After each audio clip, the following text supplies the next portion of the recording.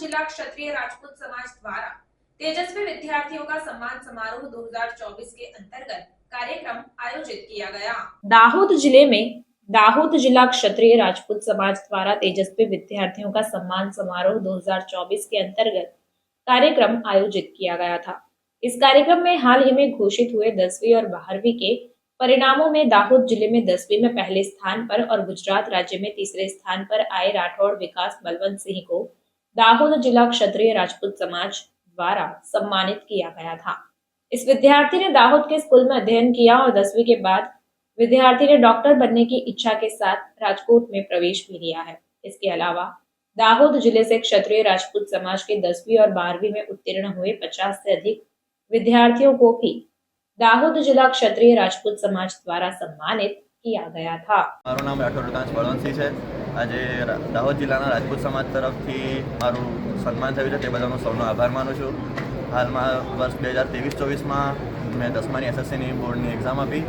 एमां कुल 600 गुण में मारा 587 गुण साथे अर्थात 97.83% आव्या छे अने 99.98% साथे दाहोद जिला में मारो प्रथम नंबर तथा संपूर्ण राज्य में मारो द्वितीय नंबर है। आज समाजे मारू सन्मान कर्युं छे ते बदल हूँ तेमनो खूब खूब आभार मानु छूं।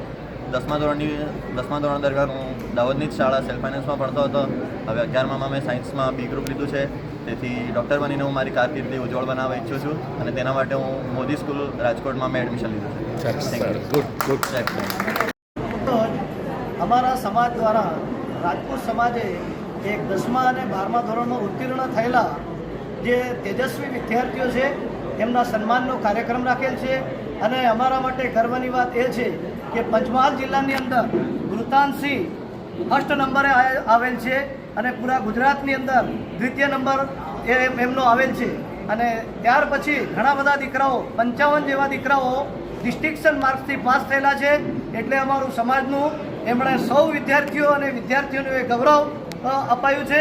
એ બધા સૌ વિદ્યાર્થીઓ તથા એમના વાલીઓને હું ખૂબ ખૂબ અભિનંદન આપું છું અને ખાસ કરીને વૃતાંશસિંહના મમ્મી પપ્પાને હું આજના દિવસે ખૂબ ખૂબ અભિનંદન એટલા માટે આપું છું કે છોકરું જો આગળ વધતું હોય તો એમાં એનો મહત્ત્વનો ફાળો એના મા બાપનો અને બાપ કરતાં પણ મહત્ત્વનો ફાળો મધરનો હોય છે। તેથી હું ફરીથી એમને પુનઃ અભિનંદન આપું છું।